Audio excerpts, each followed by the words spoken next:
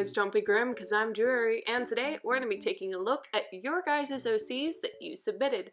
Now, please do keep in mind that there is going to be a PSA at the end of the video, so please watch through the video to get to that. Anyways, I'll stop rambling on and let you guys enjoy the video. Okay, so for the first one, what is your OC's name? Candace. What is your OC's age? 17, and her sex is female. Her species is human. She likes dull colors, flowers, love, happiness, redemption, and forgiving. She dislikes the color green, particularly when it's green wallpaper, hatred, men, women empowerment, and animals. Her favorite foods are bread and soup, and her least favorite food is pineapple. Born in 1840, Candace grew up in a series of foster homes. In her life, she only had one friend, called Ebony, who committed suicide. However, Candace believes that Ebony was murdered and spent the rest of her lifetime on Earth trying to work out what really happened to Ebony, while hiding her investigation from her families out of fear she would be looked down upon. Candace killed her family, then ate their remains. After that, she decided to kill herself in 1853 by eating green wallpaper because she knew it was capable of killing. She arrives in hell. As an explanation, I don't see hell as a red burning pit hell, where people get themselves put in pits of fire. I see it more as the worlds of bad people getting thrown in there and have to try to redeem themselves so they can go back to Earth to apologize to the pain they have caused, even if the people they must apologize to have died. Candace ends up meeting two girls by the name of Charlotte and Celia, both girls dying in a much more modern times to her. They work together to fix themselves, despite being so different. On to the backstory. While the second half of it looks great and I can understand what's happening, the first half is a bit confusing to me. Her friend going missing and her supposing that she's been murdered makes sense, but that doesn't really correlate with Candace going and killing then eating her family.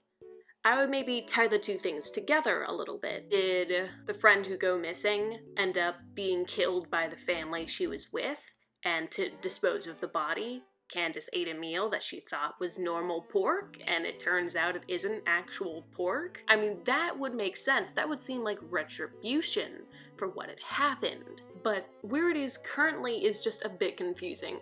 A little detail. Tying the two things together, I think, would make it smooth out really good. But that's all. Now onto the picture that was sent to us. I do like it.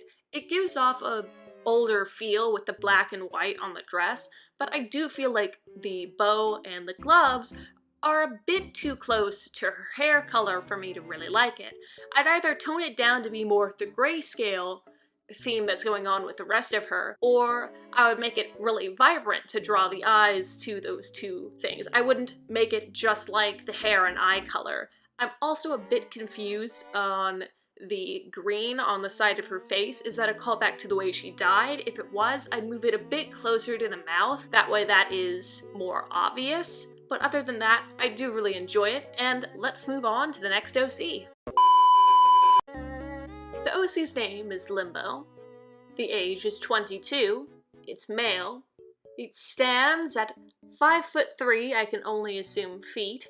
Its weight is 250. Their species is a void dweller. They're a human that lives in the void, and you can tell it's them because of their ink-like horns and ink blob tails.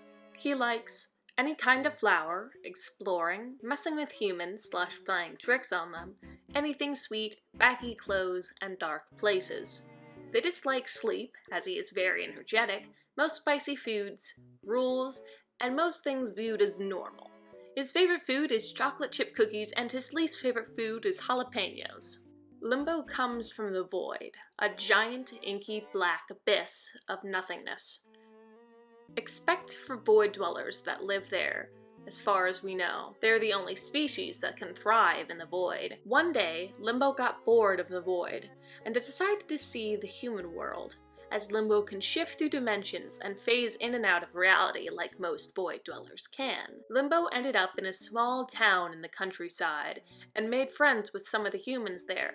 Limbo decided to live there for a while, and see how he liked it. After about a week, he started to mess with the humans that lived in the town. For example, he'd take some of their possessions and put them somewhere else, or dump a bucket of water on an unsuspecting passerby. The people of the town put up with his nonsense daily, but they loved him nonetheless. I guess he's just a lovable person. Limbo plans to stay in this town until he gets bored, again, and goes off to find somewhere else to explore. On analyzing the text, I vibe with this character because chocolate chip cookies is the best food. It deserves its own little section on the food pyramid, so I can vibe with that. But there is a little thing I would like to point out in the backstory which confused me a little bit when I first read through it. The question I had was, do humans already know about the existence of void dwellers? Because the way he goes into the town and everyone just accepts him, from what I read, that doesn't make sense if they had never seen a void dweller before. But if they do, that makes perfect sense. I just didn't see it. That was really the only thing that confused me. The backstory was very straightforward, and I appreciate that. We'll move on.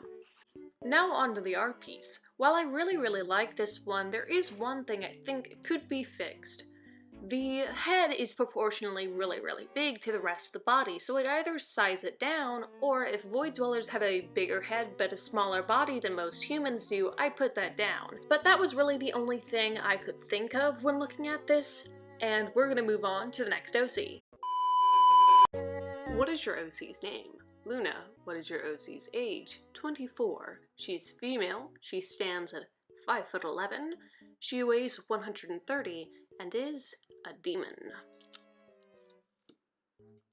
On likes we have her sister, red, hugs, her mask, dark rooms, and being alone. Her dislikes are the color pink, being watched, her eyes, bright rooms, crowds, and being touched. Her favorite food is a bagel, while her least favorite food are red apples. She had a very happy family. Her father, her mother, and a little sister who she loved a lot. When she was 10, she got bitten by a dog and lost sight in one eye. When she was 16, she was at school, felt ill, and went home. But when she got home, she saw her sister was shot in the head and her parents were killed. Her sister soon died, and she wasn't able to help her at all. She doesn't remember much after that, because she woke up as a demon, and she now searches for the one that killed her family. Looking over what was given to me, I think that in her dislikes there should have been something about dogs, because being attacked by a dog and losing an eye would definitely make her at least a little bit of afraid of dogs in the future, so I think a dog should have been in there, as she would be afraid of them. And it's a little confusing at the end of the backstory when she just wakes up as a demon. Did something happen between the time frame when she fell asleep, and is she dead? Because when I think of people, normal people turning into demons, I think like they've died or something. And I think it would really help the audience if they knew if the character is alive or not. Now on to the pictures. The first one here is adorable, I must say. And hello, it's so cute.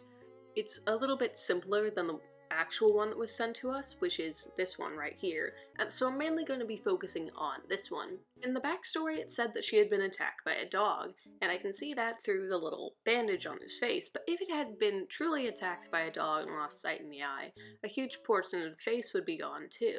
So unless the black stuff dripping down the side of the face isn't actually dripping down, it's like porcelain breaks on the skin, I don't really see the rest of the damage caused by said dog attack. But there is one thing I would like to talk about. The rest of the skin seems to be gray, but when you turn to the ears up top, it kind of looks like a brown. I'm not really sure what that's for, and it doesn't really add much to the photo, just a little confusing to me. But that all aside, let's get on to the outro.